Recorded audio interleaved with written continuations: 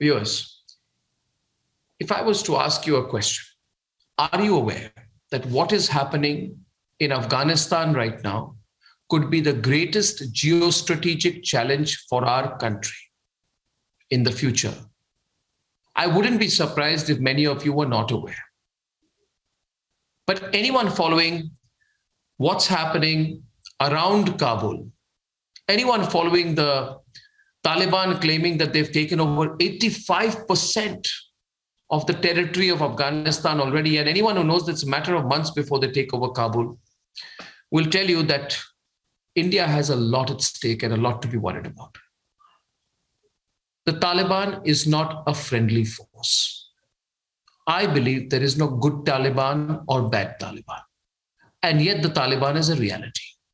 The Chinese are investing in a big way in Afghanistan as the Americans exit.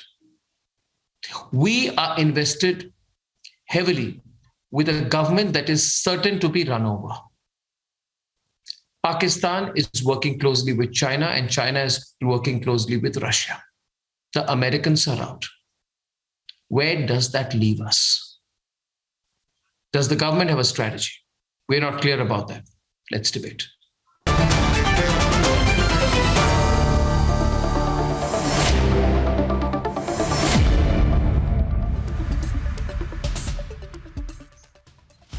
We have Professor Swaran Singh joining Smita Prakash here. Professor Swaran Singh is chairman of the Center for International Politics at JNU. In a few minutes, I should be joined by Vivek Karju, very senior distinguished diplomat. Professor Swaran Singh, assume that by the end of the year, if not earlier, the Taliban takes over Kabul. The existing government, which India supports, is gone. The infrastructure which India has helped to build in Afghanistan has all gone into Taliban hands. What is the short or medium-term impact on India? First of all, if you look at events of last 1 week, that earlier estimate of Afghan National Defense Forces standing up to Taliban up to 6 months is under doubt now. And the way Bagram base was vacated, the stealthily, new kind of estimates are happening now that Taliban has virtually taken over much of the rural space, except in few cities, especially Kabul. And it's trying to virtually give faith accompany kind of an agreement to ensure that by doing so, it becomes much more acceptable to outside world. That is where India comes in.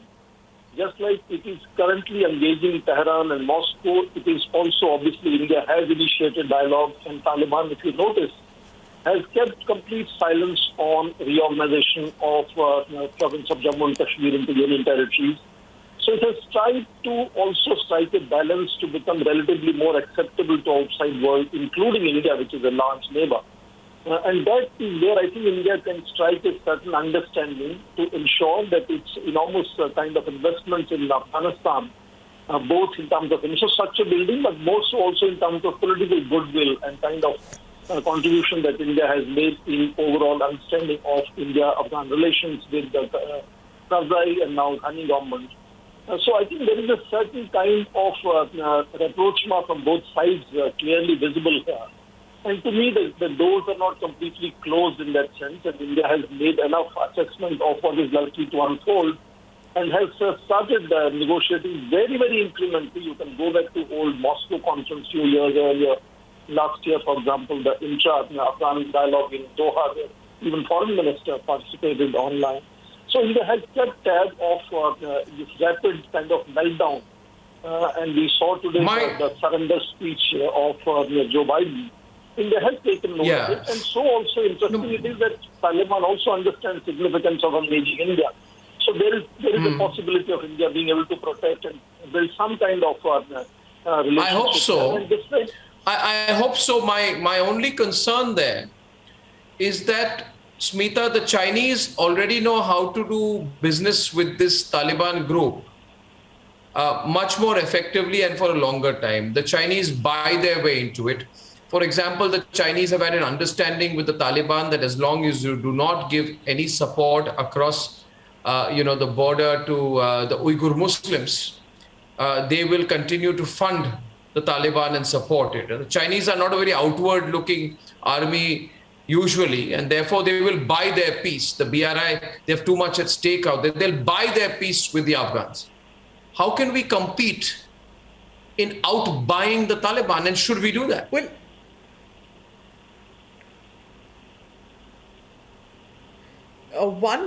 the question about the Chinese entering Taliban, that will be the graveyard of yet another empire if Chinese are going to enter there in the same way that others did. As far as, India's official position is concerned, it was similar to what you said in your introduction, that there is nothing called a good Taliban and a bad Taliban. That was the official position. But, sorry, because mostly the Taliban, used to work in tandem with Pakistan's ISI.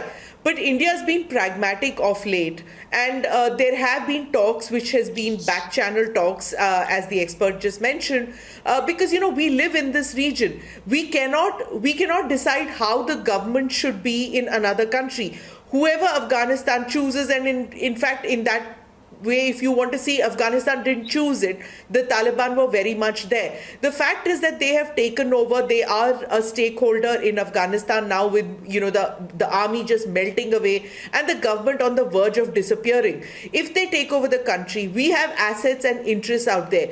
We have to keep that in check. So now, back channel communications, which have been going on in fits and starts, they will probably take more steam. It's something that we wouldn't have liked to do. Ideally, we would take the stand of speaking and dealing only with a democratically elected government. But we are not Europe, we are not Australia. We live in this region. We can't take a moralistic stand when it comes to Taliban anymore. We have to be pragmatic. Geographically, we are in this neighborhood. Hence, even from a national security perspective point of view, we can't afford to anymore antagonize or ignore the Taliban. As the expert said, we'll probably have to lower the bar as to what we expect from Taliban, whether it is taking a soft approach towards Kashmir is concerned or whatever. I think somewhere we will have to, that's a sad fact, that we will have to compromise and lower our expectations as to what we expect from Taliban. Probably the only thing we should expect is don't become a backyard for ISI. Yeah, but there's one other way of looking at it, that I think we can both blow hot and cold. For example, Professor Swaran Singh, I think that we have an air base in Tajikistan, the Farkhor Air Base. And I think it makes sense now, one, to do business with the Taliban, to tell them that, like the Chinese, we'll do business with you, but at the same time, to strengthen our presence in Tajikistan and to have, and not have any feet on the ground in Afghanistan, but significantly increase our assets across, the Tajik side of the Afghan border. No doubt, building your physical assets in the region definitely is something India should focus on. But immediately, I think, as the meltdown is taking place, the Taliban is seeking to engage the neighborhood. You heard Joe Biden say, as they are binding down and leaving, he expects neighbors to really ramp up their activities and engagement with Taliban. And in that sense, I think it is at the political level, Iran and Russia both being very good, close friends of India, is where India can also kind of work along with these two countries, whereas China and Pakistan would be working in tandem in other direction.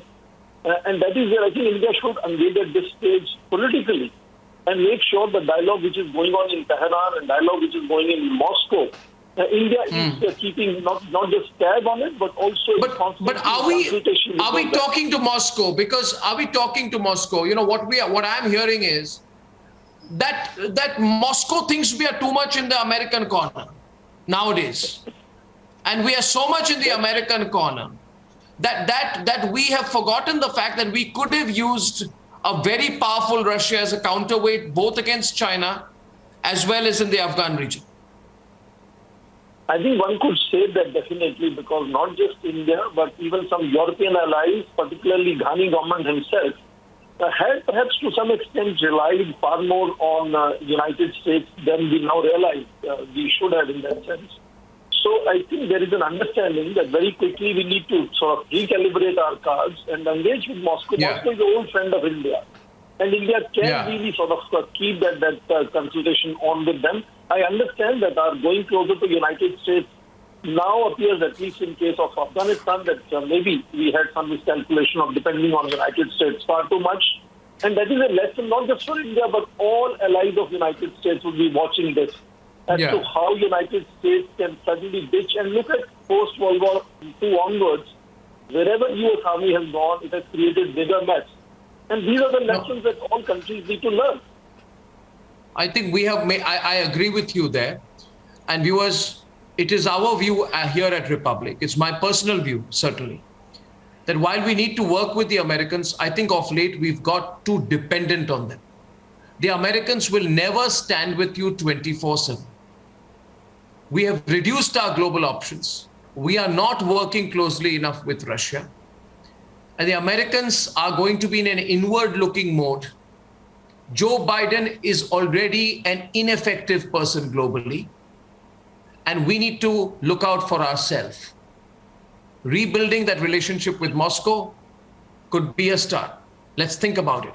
Thank you very much. That's been very interesting. Viewers, we're going to follow the story in Kabul very closely here on Republic. And just enough time as I say goodbye today for two responses from Arnab Online. Tarun Tiwari says, fantastic debate on shoot and scoot. Would urge you not to stop following such issues, as in the reality, many people are suffering due to the abuse of blue tick social media. Agree with you, Tarun. At least Republic is putting our point of view forward. And Yogita Pariyar says, Arnab sir, the whole country is eagerly waiting for our global. Your success will be an answer to the conspirators. Yes, we will. And as you say, Yogita, Republic and India will rock the entire world very soon, God willing. Have a great weekend. It's a pleasure and a privilege bringing the news to you. See you soon. Goodbye.